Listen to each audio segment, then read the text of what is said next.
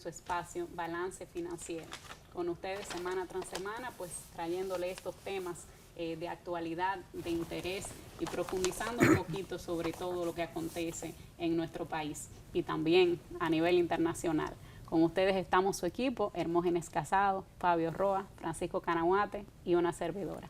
Bienvenido, Hermógenes. Gracias, doctora. Cuánta honra saludarte en una fecha tan especial, una fecha que marca un hito en la historia, porque es nuestra primera edición después de el discurso del ministro de Hacienda en presencia del alto ejecutivo de la Nación, el presidente de la República, y entre otros del director general de Impuestos Internos, que son las piezas claves para ejecutar lo que establezca una ley.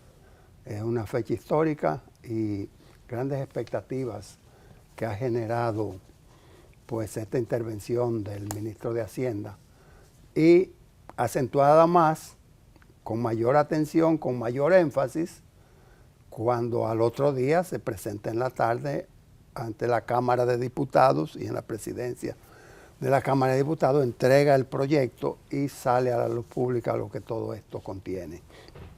En Balance Financiero, que ha estado abogando y en sesión permanente porque se amplíe la base y se reduzcan las tasas, ya tenemos un 50% ganado. Se amplió la base. Bienvenido, señor Fabio Roa, bienvenido, señor Francisco Canahuate, y gracias, doctora. Excusamos a Alcedo Ramírez, que en esta edición no nos acompañará. Bienvenido, Fabio. Bueno, yo como siempre, honrado y feliz de esta compañía y de la presencia de ustedes en sus pantallas, como cada semana.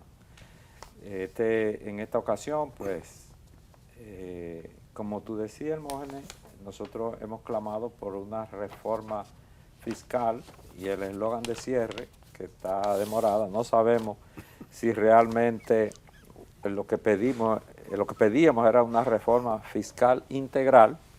No sabemos si esta es reforma y si es integral. Aún está por verse. Ya el proyecto está presentado, que era lo que también reclamábamos. Ya hay algo sobre qué discutir. Fue presentado en la semanal del presidente. Y realmente, pues, es un punto de avance. Ahora vamos a las discusiones. Ya se han visto las expresiones de varias organizaciones de la sociedad civil y realmente es el punto a discutir. Así que, Fran, el escenario es tuyo. Bueno, desde aquí trataremos de analizar los 83 artículos que contiene el proyecto de ley, bastante denso, bastante extenso, y cada uno de estos elementos habrá que comentarlo y analizarlo, porque a nivel de comentario público solamente se ha ido a lo de consumo, pero hay mucho más que eso en la reforma, y creo que tiene elementos muy interesantes y otros que habrá que discutir. Sí, generalmente este tipo de proyectos impacta en diferentes leyes, y dentro de la misma ley tributaria, el Código Tributario, pues el RST ha sido un régimen simplificado de tributación. Ha sido uno de los puntos más tocados y más manoseados. También otro tema muy tocado es el de las personas físicas. ¿Cuántos temas, doctora? Definitivamente muchos temas, pero como decía Fabio, estamos contentos de que ya tengamos proyectos, de que ya haya algo de lo que podamos discutir, que como decíamos, el hecho de esperar mucho antes de presentarlo estaba inquietando mucho a todos los sectores económicos. Ahora lo inquietará de otra forma, pero de todas formas tenían que plantearse, y está planteado, y nosotros pues lo vamos a ver a lo largo de este programa. Quédese con nosotros.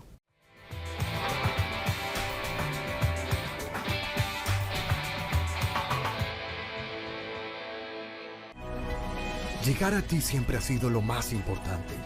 Y hoy, más que nunca, nuestro compromiso de proveer lo esencial para ti y tu familia nos llena el corazón.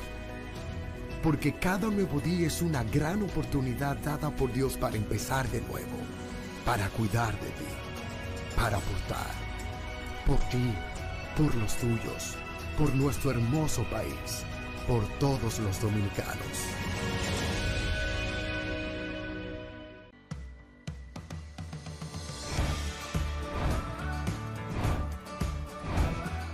Soy Yomerfi Santamaría y estamos muy felices de que Bravo ha llegado a la ciudad de la Constitución, San Cristóbal.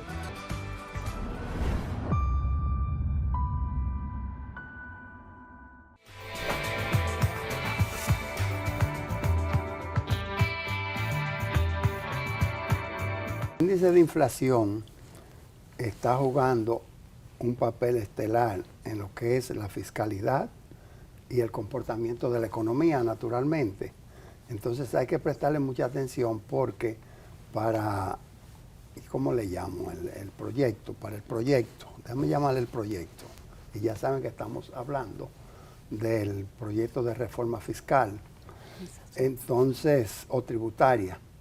Entonces, el Banco Central durante la semana mostró un 0.30% de índice de inflación para el mes de septiembre, lo que quiere decir que hay una tendencia a la reducción de la misma. Si vemos el mes de agosto, fue de 0.42, repito, ahora 0.30 en septiembre, y en septiembre del año anterior, del año 2023, fue 0.43. Quiere decir que hay una tendencia a la reducción y varios de los artículos a que se refiere el proyecto de ley de los cambios tributarios, déjame llamarlo, ustedes tenemos que unificar un nombre, hay que buscarlo, porque se llama de modernización. De modernización. La modernización de la fiscalidad en muchos de sus artículos apela a la indexación, para que no se quede obsoleto en lo inmediato. Entre tanto, como señala Francisco Canahuate, el doctor de la fiscalidad dominicana, es un proyecto muy detallado, modifica muchos artículos, y en lugar de manosearlo, digo, déjame tomar el caso del IPI, como se refería a personas físicas. Entonces, en principio, lo que había era un impuesto a la vivienda individual. Cada vivienda, cada inmueble, se le aplicaba la tasa. Después, con la ley 253 del 2012, se unificó y toda la masa inmobiliaria que tú tuvieses, se le aplicaba una exención, aquí es, de 6.5 millones de pesos. 6.500.000 pesos a partir del año 2013. Y la diferencia, que pague el 1%.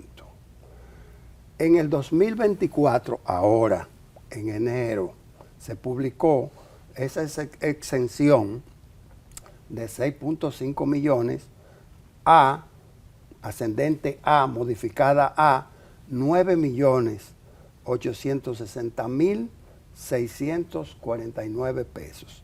Muchos ya lo redondean en 10, 9.9, porque 9.860.000, 9.9 millones. Entonces, el proyecto de modernización lo retrotrae a 5 millones. Quiere decir que de los 6.5 millones del año 2013, le resta 1.5 millones, anulando totalmente los ajustes por inflación acumulados desde los 6.5 del año 2013 hasta llegar a los 9.9 millones, que es ahora en 2024. Entonces, esto quiere decir que hay una reducción en la exención de 6.5 a 5 de un 23%. La revalorización de los inmuebles, siempre en conversaciones informales dentro de la Dirección de Impuestos Internos, se ha dicho que la DGII mantiene una tasación de los inmuebles en el orden de un 70% a su valor de mercado, que es como una manera, y así lo han expresado, de contribuir con el, valga la redundancia, contribuyente, de aportar al contribuyente. Entonces, el proyecto de modernización reduce a 5 millones la exención, pero también habla de indexar, de revalorizar los inmuebles, y decía el discurso del ministro que desde el año tal no se hace una revalorización general. Entonces, esto quiere decir que una vivienda modesta que tenga un valor de 12 millones de pesos va a pagar 75,000 pesos anuales. La persona física va a pagar 70,000 pesos anuales, que va a ser en 2 cuotas hasta ahora de 35,000 pesos cada uno. Francisco Canaguate.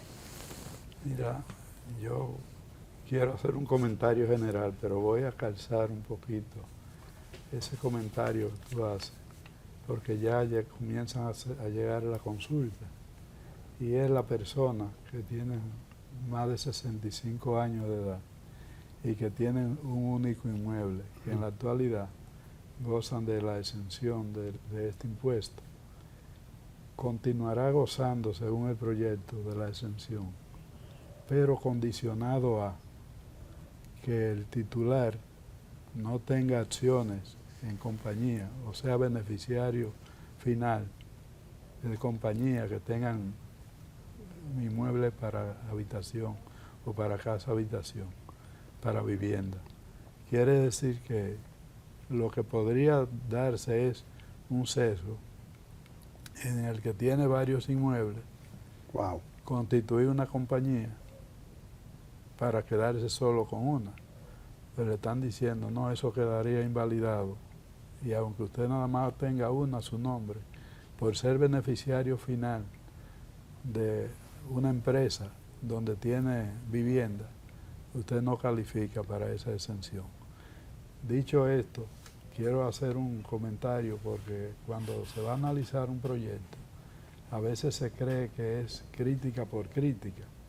Y lo primero que debo decir es que desde el punto de vista de la redacción, técnicamente, está bastante claro, bastante transparente. Indica que hubo una centralización en la redacción del documento, pero en el fondo hay un tema de contenido que evidentemente hay que analizar. ¿Qué se persigue con esta reforma o con esta propuesta de reforma?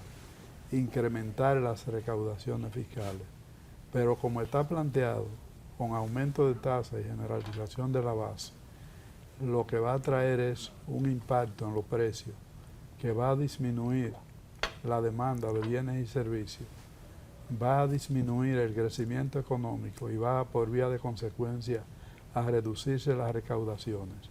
Contrario a lo que aritméticamente se puede pensar, que el aumento de las tasas va a dar como resultado incremento en las recaudaciones, la experiencia indica que cada vez que esto se ha hecho, se contrae la demanda y se reducen esas recaudaciones. A veces en términos nominales, pero siempre en términos reales. Fabio. Bueno, realmente uno ve en esta parte del impuesto a la vivienda, antes era vivienda suntuaria, ya es a la vivienda, porque según el proyecto se incluyen, tributan las viviendas que son mayores al costo de vivienda de bajo costo. O sea, solamente quedan exentas las viviendas más humildes. Prácticamente, uno dice, pero una persona que viva en una casa de 10 millones de pesos, de 12 millones de pesos, y tenga 200,000 pesos en relojes, entonces por eso no paga. Como pasó recientemente, ¿verdad?, de un imputado. Pero la generalización de esa forma y retrotraer lo que era ya una conquista de la ciudadanía, de que por encima de 10 millones pagaba, todo el mundo entendía razonable y estábamos de acuerdo con eso. Pero traerlo que a partir de 5 es como, o sea, puede producir el efecto no deseado. Ojalá que no, pero no creo que sea la mejor forma. Por suerte, Se abrió, ya sabemos en manos de quién está el proyecto, ya sabemos dónde está, ya sabemos que existe. Y la expectativa... Y el vocero, que usted lo reclamaba. Y el vocero, sí, ya hay un doliente y un responsable del proyecto. Ya los conocemos. Ahora está en manos de la Comisión de Hacienda de la Cámara de Diputados, que, bueno, la preside un contador, Paulino, bien conocido en el ámbito de los impuestos. Y eso debe ir a vista pública, ya se planteó, y ya el mismo presidente de la Cámara de Diputados ve con buenos ojos que se discuta en vistas públicas. Ahora, la experiencia en situaciones de manejo de ley en comisiones no es muy halagüeña, no ha sido muy halagüeña.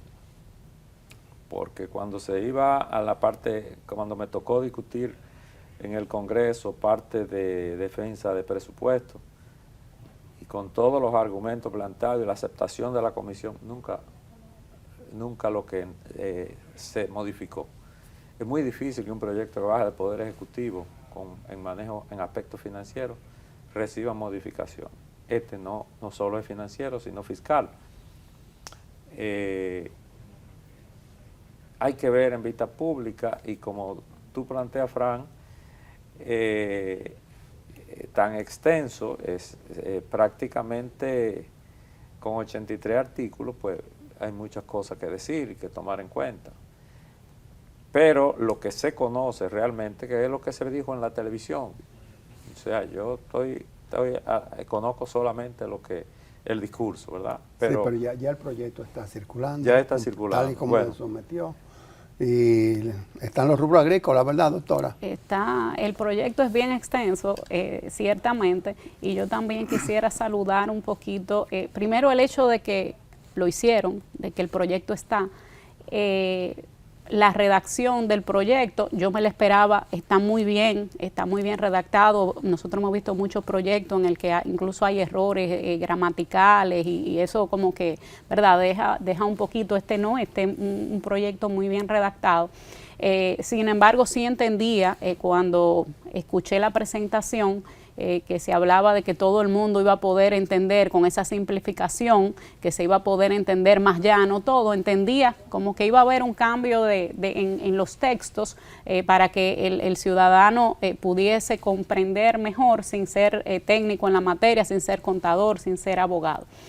Pero ciertamente cada vez que hay modificaciones van a haber personas que no estén de acuerdo, sí. Algunas veces con razón, otras sin tanta razón. Tocar las exenciones se sabía que debía hacerse y el proyecto toca las exenciones. Obviamente, ¿cuáles exenciones deben ser tocadas? ¿Estamos hablando de una exención del IPI o estamos hablando de una exención sectorial de un sector que no contribuía y que debe iniciar, que debe comenzar a contribuir? De esa exención es la que nosotros nos referimos, no a esas exenciones que deberían estar indexadas anualmente, y algunas como los salarios no se está haciendo por unas disposiciones anuales de la ley de presupuesto. Hay que ver que sí necesitamos poner, vamos a decir, en discusión esas exenciones sectoriales, cómo se hace, cómo se retiran. Hay personas ya que dicen, bueno, debería ser un poquito más gradual quizás. Eso es importante. A mí me gustaría también, y algunos sectores lo piden, porque se ve el proyecto tan ambicioso, hay tantas modificaciones, que como que quisiéramos ver números más detallados, porque con las exenciones sectoriales eliminadas, parecería que ya las recaudaciones pudiesen ser suficientes, y quizá muchas de esas no necesariamente son tan requeridas para una modificación. Muchas de esas modificaciones que tocan a la clase media, que definitivamente hay muchas que podemos hacer puntualizaciones, y que creo que estaremos haciendo a lo largo del programa. Hay que verlo más que por artículo, sí, muy bien por artículo, Fabio, sí. Pero hay que verlo por sector también. También. En el año 2012, que fue el anterior, se estableció el impuesto a los ahorros. Entonces ahora habla del impuesto al sector financiero. Sería bueno ver cómo impactó ese impuesto a los ahorros la atracción, el ingreso de la inversión extranjera. Personas que buscaban una economía o que buscan una economía estable, donde la inflación esté más o menos controlada, donde la reditualidad esté por encima de la inflación. Y entonces esas personas buscando tasas traer sus divisas al país y entonces estos recursos comienzan a ser productivos a través de la inversión. Habría que ver por sector cada cosa. Vamos a ver los sectores, algunos, cuando regresemos. Pausamos.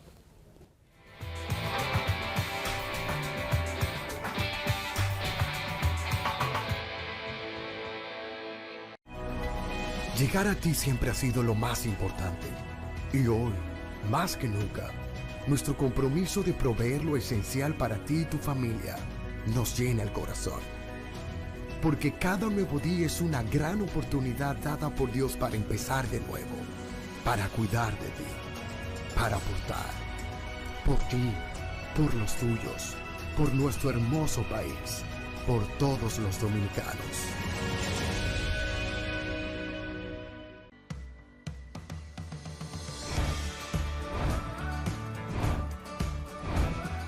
Soy Yomerfi Santamaría y estamos muy felices de que Bravo ha llegado a la ciudad de la Constitución, San Cristóbal.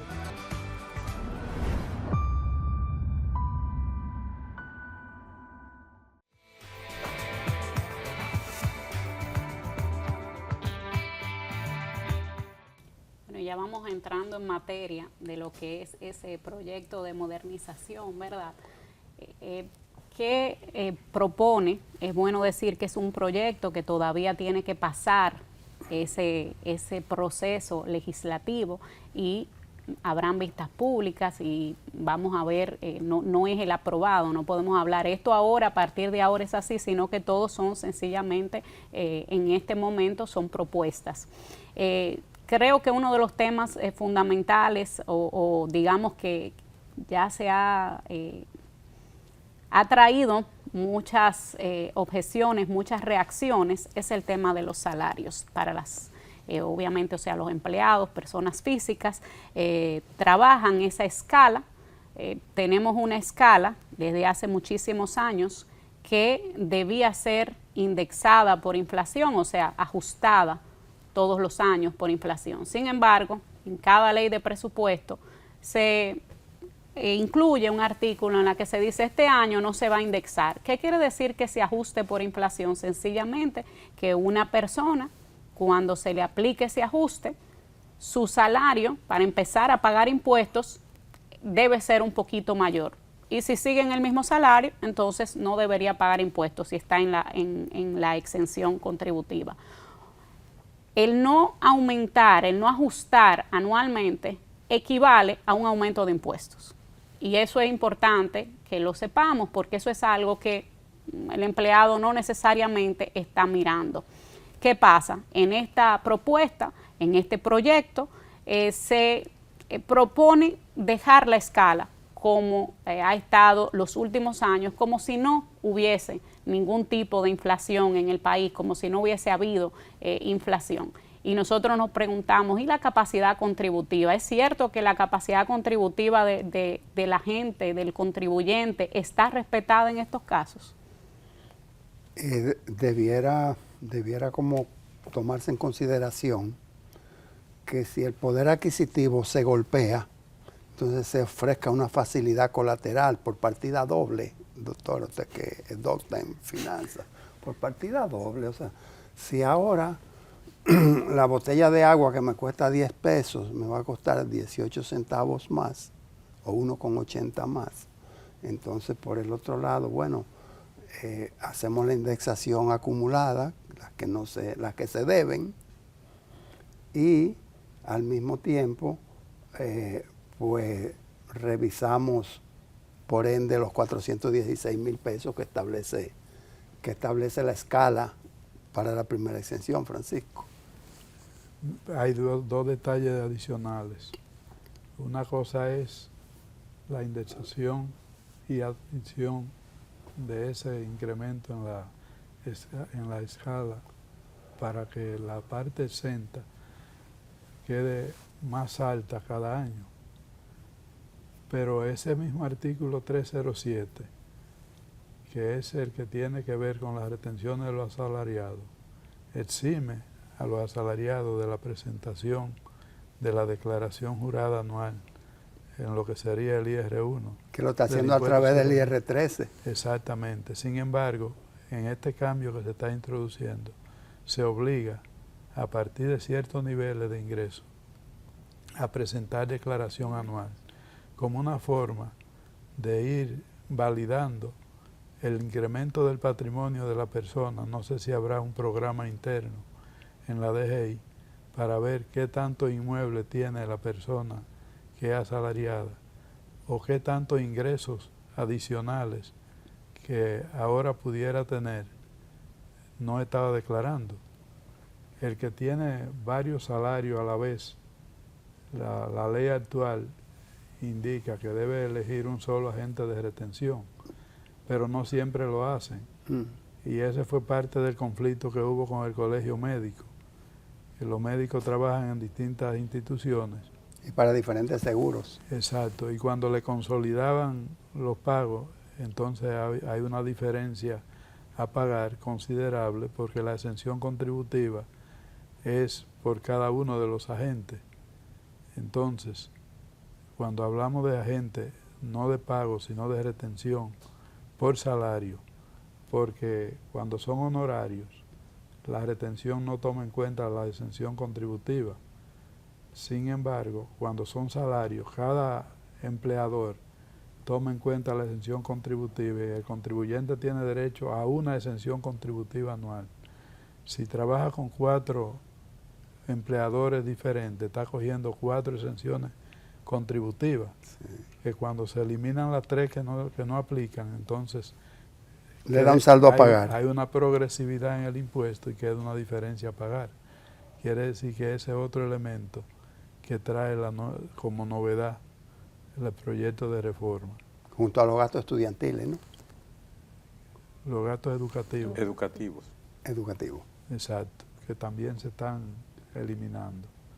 Aquí en balance financiero decíamos al principio que la intención no era beneficiar a los padres, sino captar a los contribuyentes. Sí. Y ahora se confirma eso. Sí. Fabio tiene otra opinión. Sí, pero en la parte de la exención contributiva, lo más, o sea, no es verdad que esa exención contributiva es igual para todos, independientemente de lo que ingrese, independientemente de lo que le cueste la vida. Entiendo que la exención contributiva más justa es asignarla por quintil y a la canasta familiar de ese quintil. Y eso puede hacerse fácilmente. De manera que no es verdad que si la canasta familiar, o sea, no es justo, quiero decir, no es justo que tú pagues, que tu impuesto sea parte de la canasta familiar. Tú debes, el mínimo de subsistencia debe estar exento. Si tú pagas y tu sueldo es cerca de ahí, pues tu impuesto es parte de tu canasta familiar. Pero el ministro decía que te va a reembolsar cuando tú hagas tu declaración de impuestos. Te va a reembolsar el exceso de impuestos que tú hayas pagado. Sí, pero hay otra acotación que es bueno hacer, porque a veces confundimos los conceptos. Antes, el contribuyente tenía derecho a gasto deducible de su renta bruta anual, la persona física, al momento de presentar la declaración. Tenía derecho a deducir los gastos de intereses, sí, los gastos financieros, como se le llamaba entonces, la parte educativa, los gastos médicos. los gastos médicos, la prima de seguro de vida y un conjunto de gastos adicionales según fuera la cantidad de miembros de la familia que había. Cuando se habla de la exención contributiva, lo que se hizo fue consolidar la deducción de los gastos en una figura que no le obligara al contribuyente a buscar comprobantes para justificar esos gastos, y esa consolidación se le denominó exención contributiva. No es tal exención, es la deducción de los gastos de subsistencia. Sí, presunto, los gastos presuntos. Cuando uno oye, por ejemplo, eso de los 4 trabajos que tenga una persona y el hecho de presentar declaración que se propone, estamos hablando presentar una declaración a aquellos que ganan más de 52,000 pesos mensuales. Mucha gente dice, bueno, y ahora va a tener que tomar un contador, un especialista, una persona que tiene ese nivel de salario para presentar declaración. Yo me pregunto, la administración tributaria, con los medios tecnológicos que tiene, ¿no hay manera de vincular esa cédula a aquellos empleadores que están, bueno, mira, te estás recibiendo de 4 empleadores al mismo tiempo, y entonces fiscalizar, y en vez de poner una obligación tan pesada, sobre todo con ese nivel de salario, hacer el trabajo de fiscalizar y no de poner a todo el mundo a declarar. Y con esto hasta me viene a la mente un comentario que hizo una ministra con relación a qué eran los impuestos, y decía, esto es como cuando pagas el mantenimiento en una torre. La torre no tiene ingresos, pero todos los condóminos deben pagar el mantenimiento. Y yo quisiera como ir un poquito más, porque me parece muy sencillo ese símil, pero yendo un poquito más profundo, ¿qué es lo que ha molestado a muchos condóminos en estos momentos? Bueno, que el administrador se ha sentado y le ha dicho, mira, el 50% de la gente no está pagando mantenimiento. Y yo necesito entonces que usted pague 20% más, porque como el 50% no está pagando, esto no está alcanzando. Entonces, ¿cómo se siente? Imagínense la cara de sus vecinos si le dice un administrador algo así.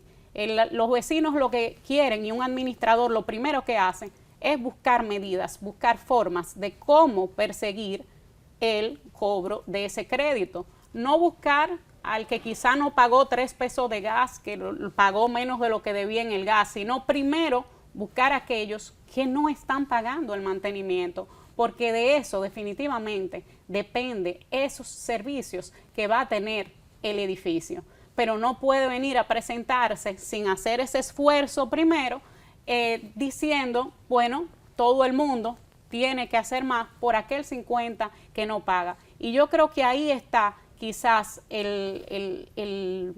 la incomodidad que ha habido, porque hay muchos métodos en la actualidad en lo que podría evitar que ese 50% de los condóminos no esté pagando, y la gente no ve que se está persiguiendo ese cobro de esos que están hoy en día en la informalidad, y entonces es un poquito más reticente a ver esta propuesta. Bueno, es que horas antes, no, un día antes yo me iba a inscribir en nuestro nombre en los participantes del LA, que es decir, Luis Abinader Semanal, pero se complicó la jornada laboral, lo que fuese, y no lo hice. Entonces tuve que usar un tercero para enviar algunas preguntas. Y precisamente uno de los puntos críticos del cuestionario posterior a la presentación fue el tratamiento a la captura de los omisos, que es por donde quienes deben pagar y no están pagando. Te voy a hacer esa historia al regreso, volvemos.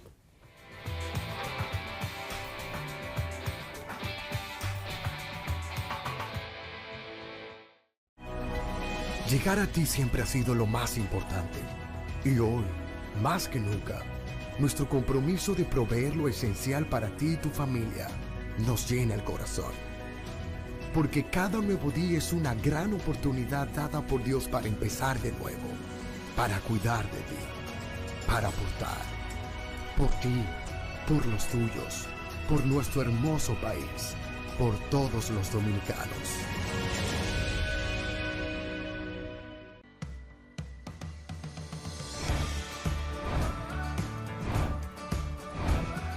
Soy Yomerfi Santamaría y estamos muy felices de que Bravo ha llegado a la ciudad de la Constitución, San Cristóbal.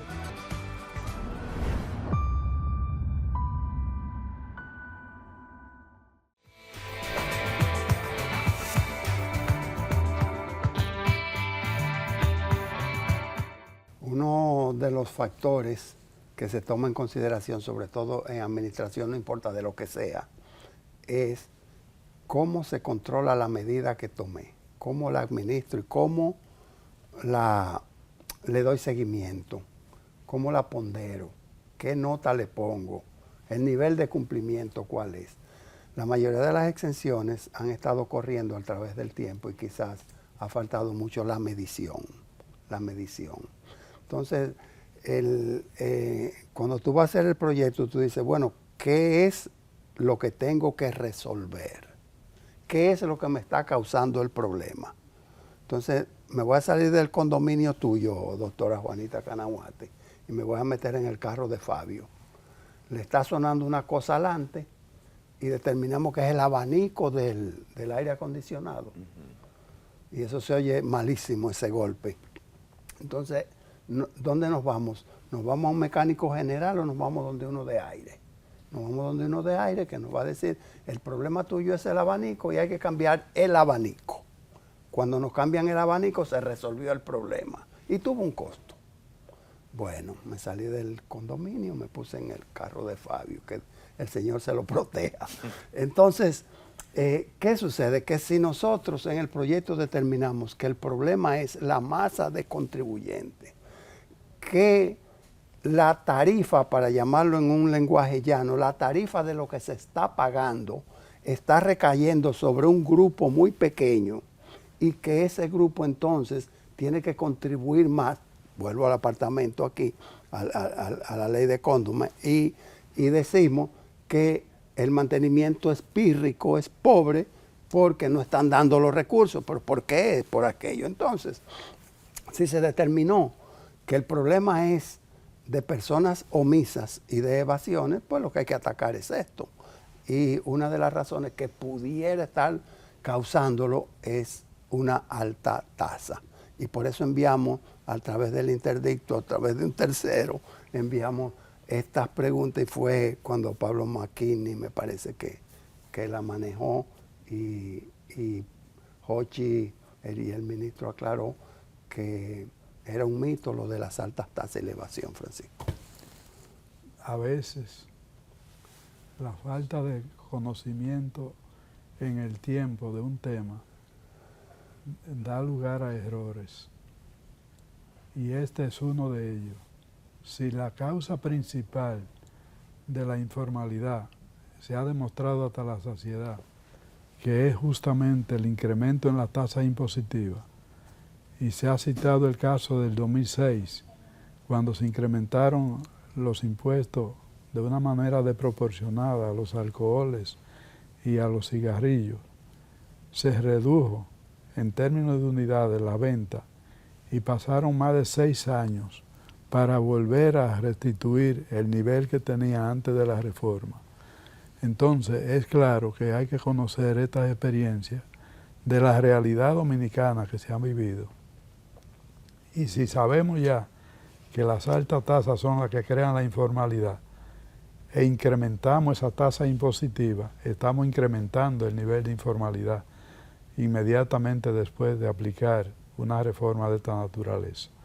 Nosotros somos partidarios del incremento de la base sin reserva, pero con tasas reducidas. Y reiteramos que el impuesto no es la tasa.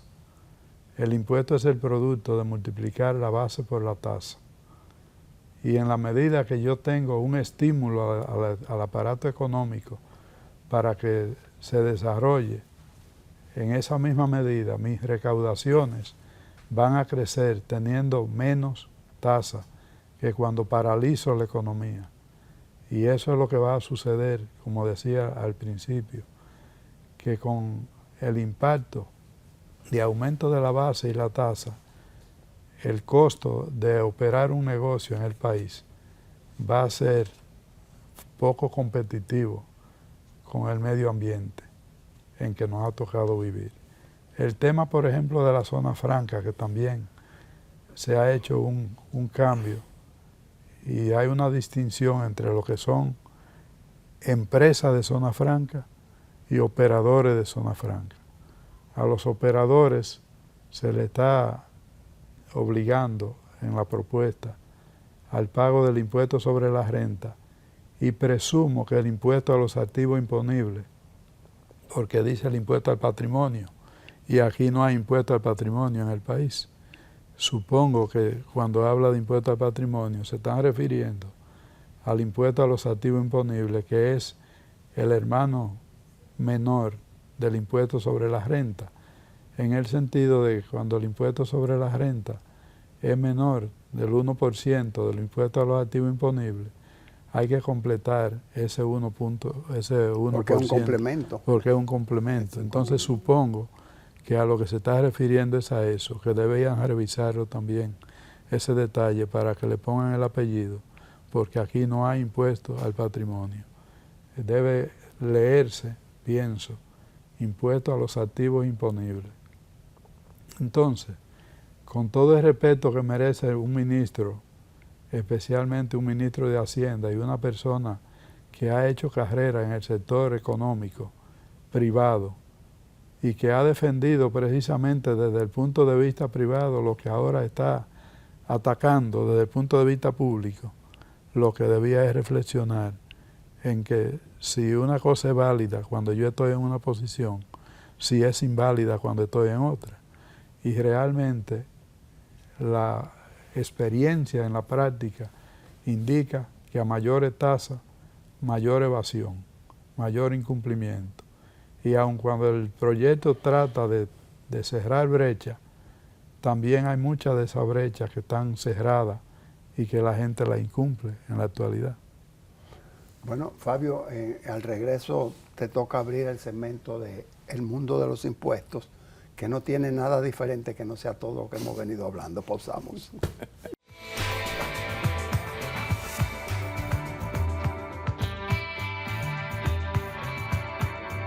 Aquí estamos de regreso en El Mundo de los Impuestos y pues a lo largo de este programa se ve como estamos de acuerdo en la eliminación, ¿verdad? Y que lo hemos venido profesando. Estamos de acuerdo en la eliminación de esas exenciones sectoriales, pero con disminución de tasas, siempre se ha dicho, para incentivar la economía. Pero cuando se restringe más, cuando se aumenta más, puede tenerse el efecto totalmente contrario. Y ciertamente es algo, los impuestos es algo de mucho cuidado. Se dice que el aleteo de una mariposa puede crear una tormenta, puede crear cosas que uno a veces ni se imagina. Un poquito, un detallito que mueve en un lugar puede tener ciertas consecuencias, y por eso es que estos proyectos pues son de interés nacional y tienen que interesarnos a todos. Vamos a oír que Fabio... Eso, Juanita, es así, pero aquí se da una situación muy particular, y es que el país valora sobremanera la decisión responsable del presidente de que en los últimos 4 periodos de gobierno, pues el único que ha enfrentado y ha tomado una decisión valiente de crear una reforma fiscal que se ha aclamado desde hace mucho, de manera, más de 12 años.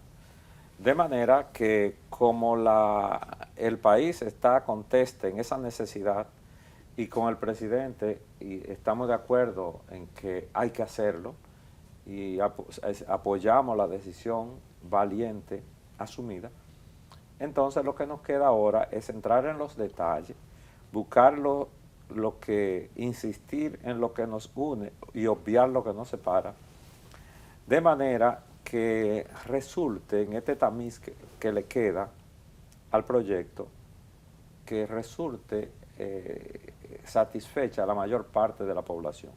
Es imposible que todo el mundo esté de acuerdo con un proyecto, porque habrán sectores favorecidos, habrán sectores menos, otros más, uno menos, siempre lo habrá, y esa es la forma. Pero en la medida en que se armoniza y se discute y estamos de acuerdo y participa la sociedad, pues se llega fácil al consenso. Hay puntos que en verdad es gravoso, porque cuando un empleado, por ejemplo, ¿cómo se llamaba antes, Fran? De quinta categoría, Sí. que ahora gane más de 3 millones de pesos al año, que hay muchos. O sea, lo que excede de 2 millones y medio, 2 millones 400, ¿verdad? Sí. Va a pagar el 27%. O sea que el que se gana 6 millones, de ese 27 va a pagar prácticamente 1 millón. Y ahora cualquiera gana 6 millones. O sea, esa es fuerte y de verdad afecta a una clase que no es la más baja, pero el golpe es fuerte. Entonces, el incremento de tasa ahí es bastante grande. Y como tú decías, para eso van a venir entonces buscar formas de pago distintas, evasiones, ¿verdad? Cosas que no son sanas.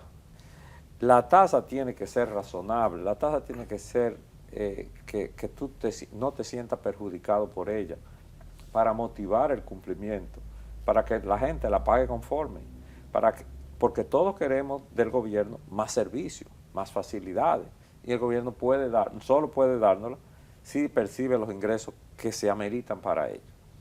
De manera que el proceso que sigue es de afinamiento y de ajuste, y ahí es donde hay que participar, y es el último escalón que nos queda. Mi temor es que se está perdiendo la oportunidad de hacer una reforma bien hecha para recaudar en paz. Y se está concibiendo un documento para tratar de recaudar y perder la paz social. Y eso es lo que nosotros estamos llamando la atención. No se trata de el impacto que tiene en el asalariado, sino en el aparato económico, que esto paraliza la producción cuando hay un costo de operar muy alto y la demanda cae, porque las tasas impositivas le impiden demandar bienes y servicios a la población. Es más allá que un simple sector económico. Lo que estamos velando es justamente por esa estabilidad, que creo que es el principal activo social que tiene la República Dominicana para esa estabilidad macroeconómica. Si perdemos la estabilidad social, entonces se nos daña todo el proceso. Y el esfuerzo que está haciendo el presidente caería, lamentablemente, por un derrotero que no es el que se quiere. Yo creo que, bueno, estamos como pasándonos la palabra, yo la voy a tomar de manera muy breve, porque he estado pensando en dos grupos miembros de la sociedad, incluso grupos profesionales. Un grupo que está esperando a ver qué es lo que viene, qué es lo que le van a servir en la bandeja. Y otro grupo que tiene una expectativa. Balance financiero está dentro del último. Entonces, ese último grupo, referente a tener una expectativa, que es tener una idea de lo que se debe hacer. Repito, de lo que se debe hacer. Porque mal enfocado estaríamos si se entiende que estamos hablando de una negativa a un pacto fiscal. Ese grupo propone un pacto fiscal. Ahora tiene una expectativa. Y el ejercicio sería, a partir de ahora y en lo que llegan las vistas públicas que acaba de anunciar Fabio Roa con bombos y platillos y muy orondo, el punto sería comparar qué me están ofreciendo versus lo que yo entiendo que debe ser. Sí, ahí hay muchas cosas y sobre todo hay que ver, y ahí yo reitero que los números para mí son fundamentales. Por ejemplo, en la deducción de gastos educativos, la eliminación, ¿cuánto representa eso en recaudaciones? ¿Cuál es el mensaje, independientemente de que lo que se tenía como objetivo inicial era pues recabar esa información y que ya se recabó? O sea que desde un punto de vista meramente administrativo, uno puede decir el objetivo se cumplió. Sin embargo, para todo lo que es la educación en República Dominicana, yo me pregunto, nosotros tenemos ya un nivel de servicio en educación pública, tanto de calidad como de cupos, suficiente para decir usted no tiene por qué ir a un colegio privado en ningún momento, y entonces por eso estamos eliminando la deducción de gastos educativos. ¿Cuál es el mensaje que se le está enviando a la población? ¿Cuál es el mensaje que se le envía a la población con muchos de esas propuestas? Yo creo que siempre también tenemos que ponernos en el lado de la otra persona. Estamos y oí muchas comparaciones con otros países y uno a veces para comparar también tiene que ver el nivel de servicios públicos que tienen algunos de esos países para ver lo que es comparable cuando hablamos también de tasas. Yo creo que hay mucha tela de dónde cortar y que un programa de balance financiero no será suficiente. ¿Quién lo retoma, Francisco o Fabio? Hay otro punto que ha llamado mucho la atención de lo que se conocen públicamente, que es la parte de la matrícula de los vehículos. O sea, se establecen dos formas, 5 años o más, no importa el valor. Y eso, pues, quizás yo creo que no es equitativo, porque no es lo mismo que un vehículo de 500,000 pesos pague igual del mismo año a uno de 6 o 7 millones de pesos. Bueno, ahí se dice por qué sucede eso. Ya el vehículo cuando se compra sí paga diferente, sea que sea importado, que sea la primera placa. La primera placa paga diferente, y como es un derecho a la circulación, ese marbete, no importa que circule un Corolla a que circule un vehículo un Maserati versus una platanera. O sea, al final es a la circulación, es por quizás sí, ahí se ve más el sentido. El daño que hace a las vías un vehículo de alto consumo o de alta gama no es el mismo que hace una motocicleta. Pero en ese caso entiendo que debería entonces verse el marbete con el nivel de contaminación del vehículo, y eso haría que vehículos más viejos muchas veces pagaran más que vehículos más modernos. ¿Por qué? Porque tienen mayor impacto negativo al medio ambiente. Sí, pero lo que se mide no tanto el medio ambiente. El dilema en balance financiero es si se va a modificar el eslogan de despedida. Perdón, decía.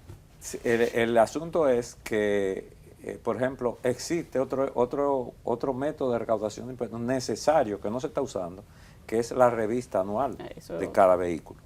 Ahí podría entonces ajustarse también e incluirse en la reforma. Bueno, ¿cuál será el eslogan? Daremos seguimiento al proceso.